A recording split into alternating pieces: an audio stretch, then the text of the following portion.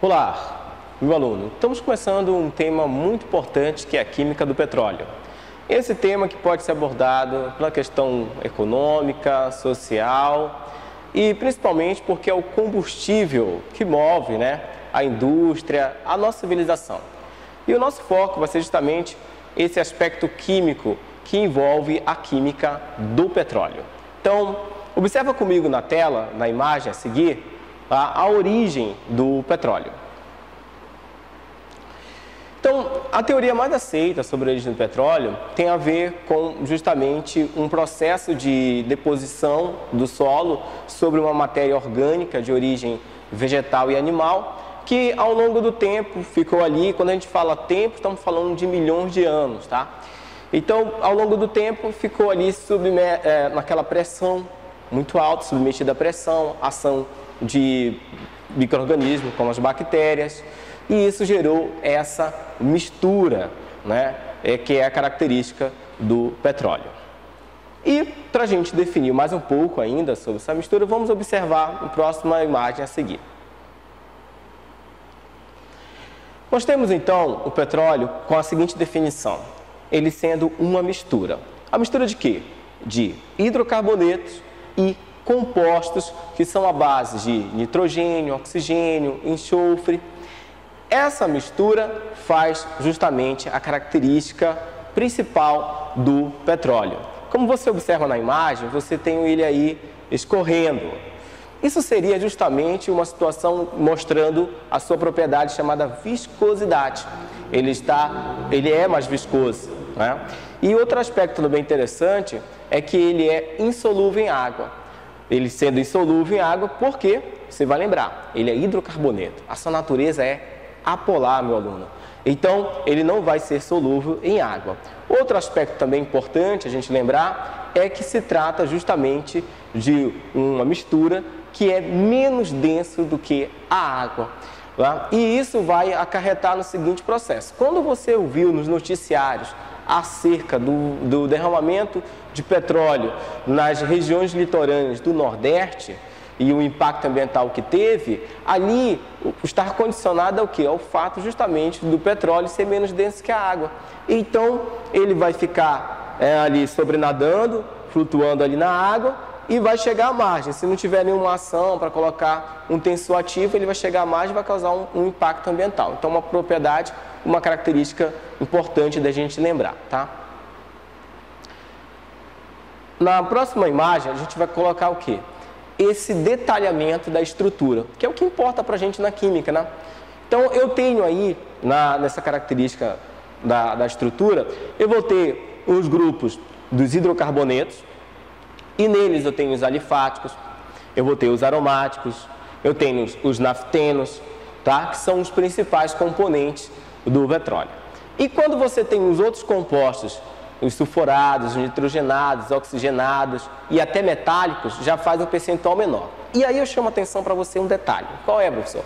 É o seguinte: esse último grupo de outros compostos à base de oxigênio, enxofre, nitrogênio e até composto metálico, é desejável que eles estejam em concentrações menores, porque eles influenciam na qualidade dos produtos que eles vão sendo produzidos, como por exemplo na gasolina e no diesel, e também no impacto ambiental. Então, quanto menor a quantidade dessas substâncias presentes na mistura, melhor ainda, porque melhora justamente a qualidade de um menor impacto ambiental, tá? Então, vamos prosseguindo aí.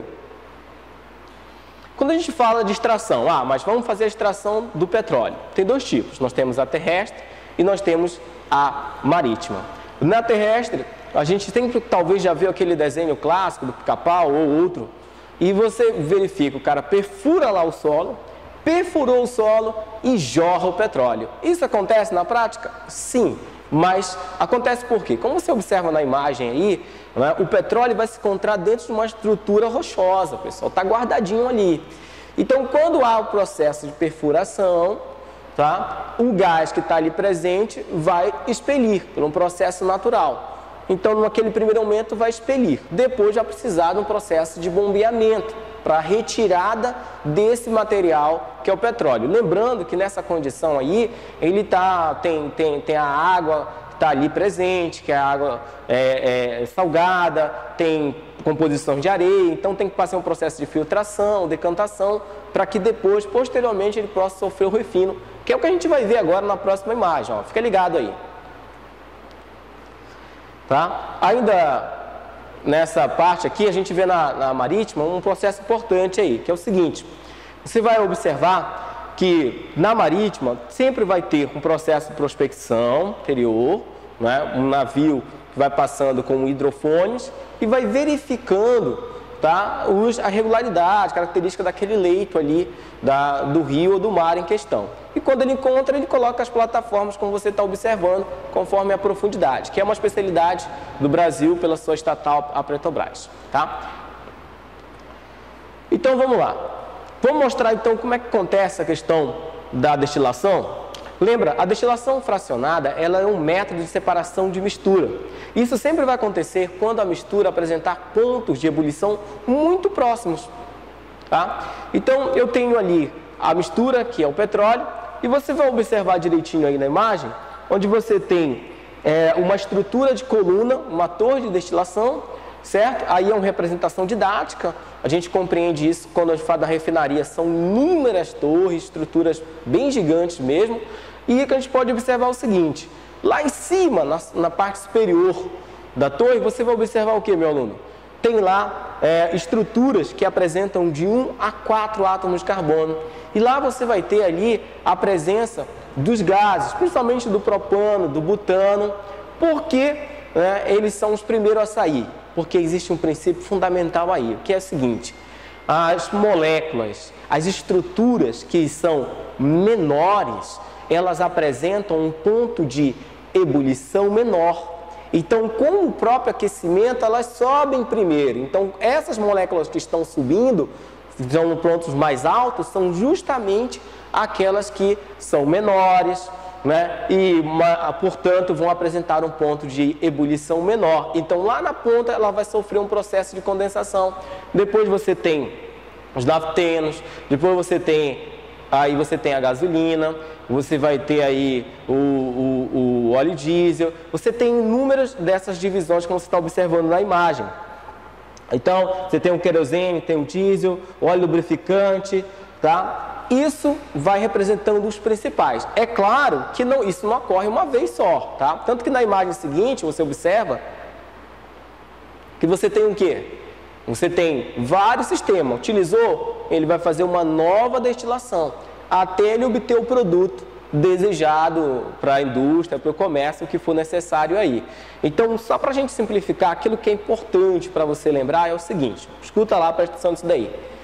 Eu tenho que lembrar que a destilação fracionada do petróleo envolve as características seguintes: os compostos que possuem moléculas menores irão subir primeiro e sofrer o processo de condensação lá em cima nas bandejas respectivas.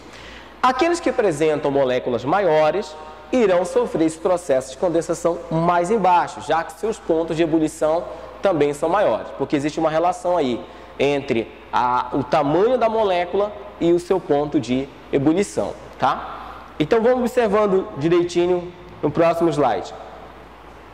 E fica a situação, você tem aí o craqueamento. Olha só que interessante, meu aluno. Para que serve esse craqueamento? Esse craqueamento é para eu aumentar a quantidade de combustível gasolina. Porque quando você extrai lá o petróleo, o que acontece? Eu não tenho a quantidade suficiente que tem a demanda comercial. Então o que eu vou fazer? Eu vou aumentar isso. Como é que eu faço? Por mágica? Não, faço um craqueamento.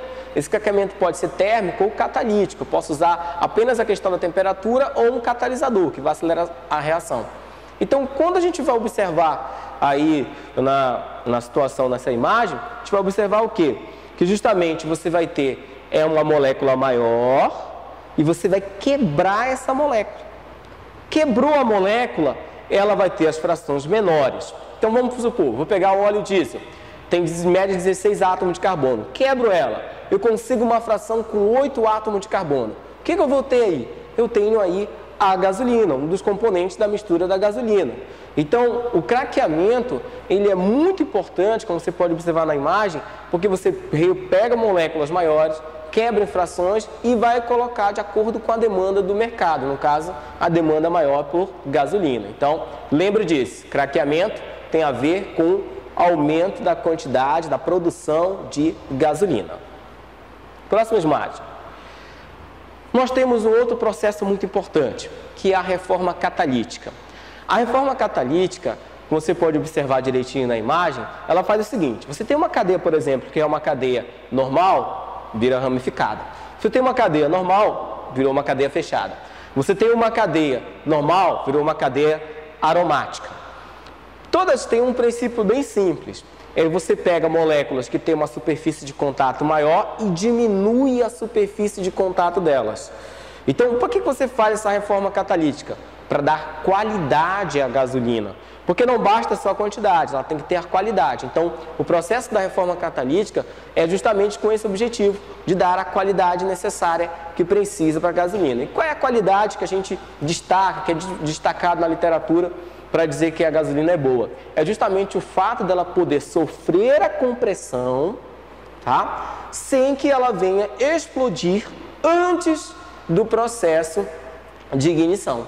Então, ela tem que sofrer a compressão e esperar lá o start, a faísca, para ela poder explodir. E isso vai estar de acordo com o funcionamento do carro, o motor de 4 tempos, que é o padrão, né?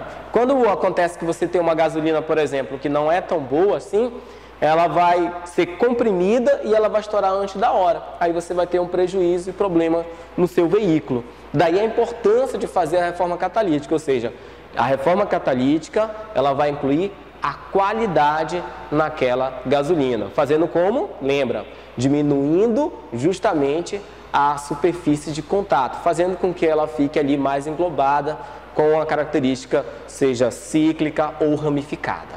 Tudo bem? E aí tem um outro índice que você já deve ter ouvido.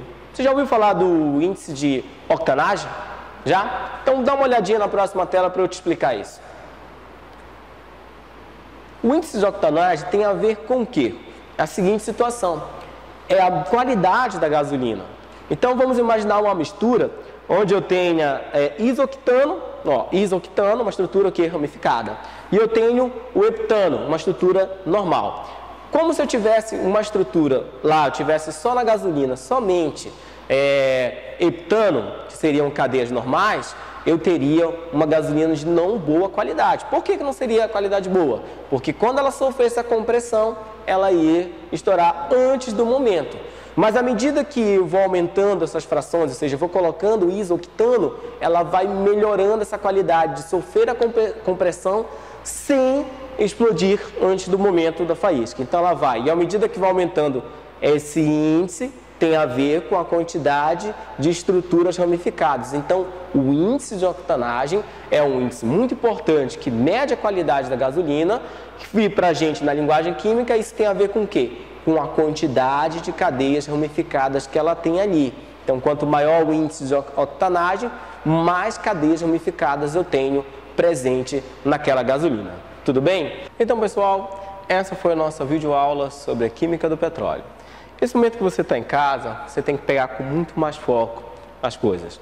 Então, cada detalhe, informação que for repassada, anote, faça o exercício. Afinal de contas, o seu sucesso é a soma de todos os resultados dos esforços. Valeu, forte abraço, até a próxima!